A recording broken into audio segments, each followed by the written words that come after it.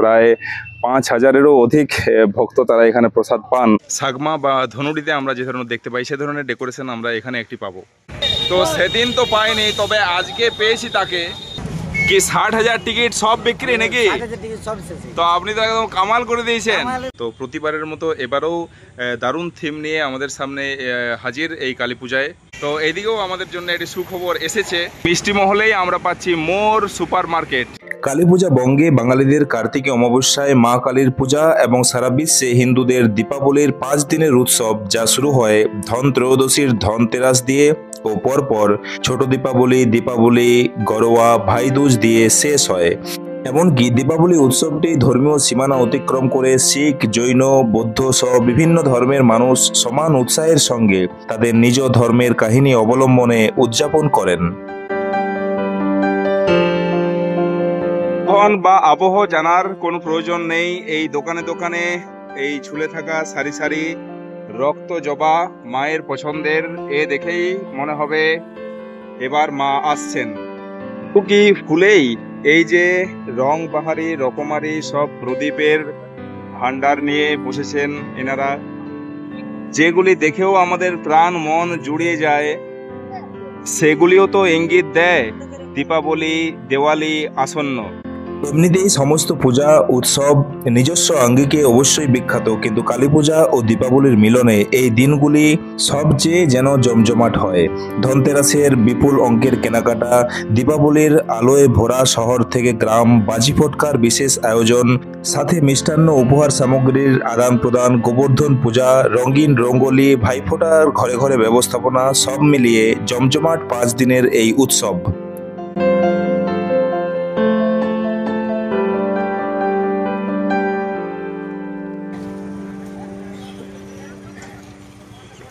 এটি ডিগুড়িপাড়া কালী পূজা উপলক্ষে লটারি খেলা। যিনি বলছেন পরে জানলাম সুনীল বাউরি মহাশয়, এনার ডাকে সাড়া না দিয়ে পারাই গেল না। আমিও নিলাম 2টি টিকিট, বিশেষত অনুদান হিসেবেই।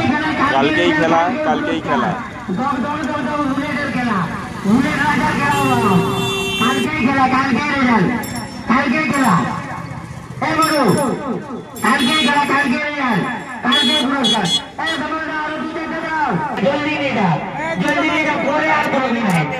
তো এই পর্বে আপনারা দেখবেন পুরুলিয়ায় কালী পূজার প্রস্তুতির খণ্ডচিত্র এই কারণেই বললাম, কারণ এতে থাকবে প্রাসঙ্গিক কিছু তথ্য ছাড়াও কিছু কারেন্ট আপডেট।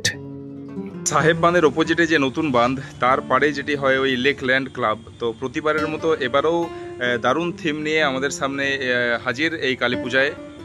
এখানে সেই বাল্যকালের বিভিন্ন খেলা যেগুলো আমরাও খেলেছি, সেইটি ভার্সেস এখনকার যে মোবাইল গেম, তুলনামূলক একটি থিম এখানে দেখলাম।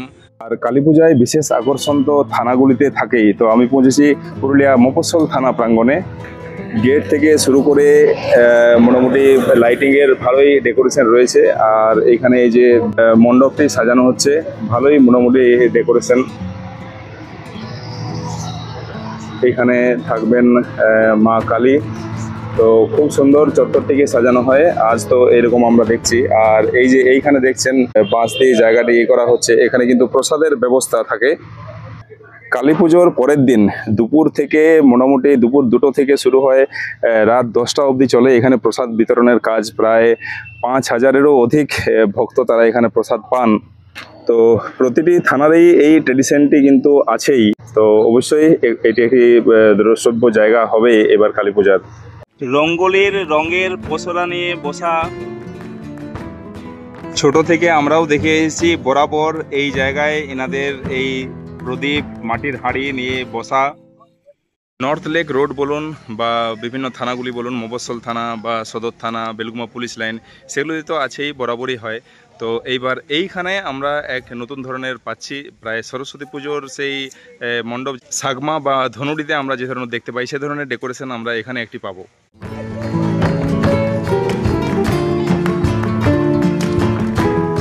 টাটা রোড থেকে নেতাজি স্কুল দিয়ে যে রাস্তা, এদিকে আনন্দমার্গ স্কুল, তার সামনেই সবুজ সংঘের মাঠে পাবেন এই পুজো মণ্ডপ। তো এই যে এইখানে আমরা যেটা দেখছি, এর উপরেও কি এরকম ফুলের ডেকোরেশন থাকবে না অন্য কিছু? অন্য কিছু থাকবে, রাইস থাকবে। আচ্ছা, রাইস বলতে ছোট টুনি বাল্ব। আচ্ছা, টুনি বাল্বের ইয়ে করা হবে। যখন বোধহয় বাকি আছে, এই আচ্ছা। ক্লাসগুলো দাঁড় করা হ্যাঁ, হয়েছে, হ্যাঁ, হ্যাঁ, এরপর গাইজ করবে, এরপর এগুলো কাপড় বাঁধা হবে, আচ্ছা, মানে সে মানে রিসেপশন কেমন হয় বেশ বেশ ওরকম। ভালো ডেকোরেশন হবে। হ্যাঁ একদম ভালো করে রিসেপশন হবে, হুম, লাইটের কাজ করবে তোমার বাহ বাহ বাহ বাহ। সবগুলো।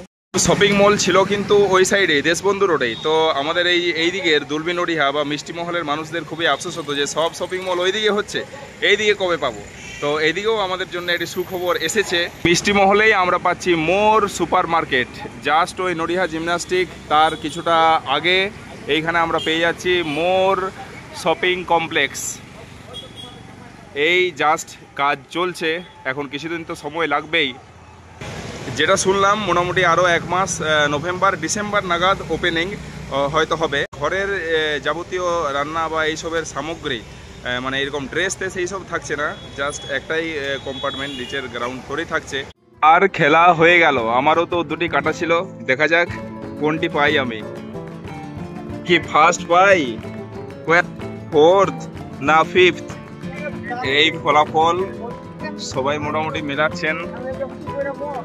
আমার ছিল এই দুটি, দেখি এবার কি হয়। যদিও হলো না অনুদান হিসেবে নেওয়া তো, তবে মানুষজনের উৎসাহ সত্যি দেখার মতো।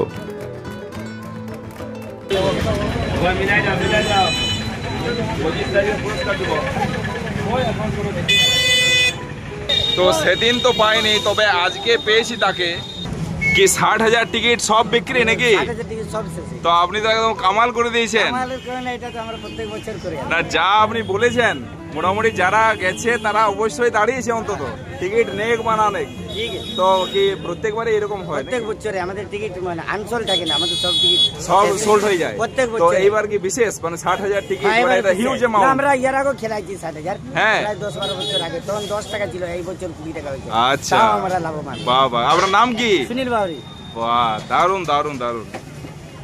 এলআইসি অফিসের পাশে বাজির শপিং মলেও কিন্তু উপচে পড়া ভিড়। সত্যি এবার জমজমাট পুজো হতে চলেছে। ভিড় দেখে সত্যি অনুমান করা যায়।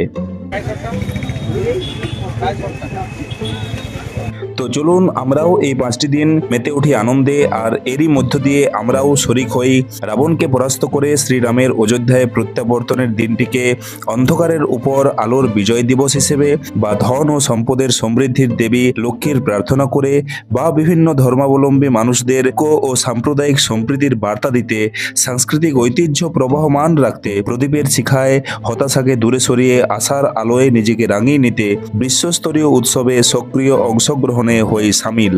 নমস্কার, ধন্যবাদ।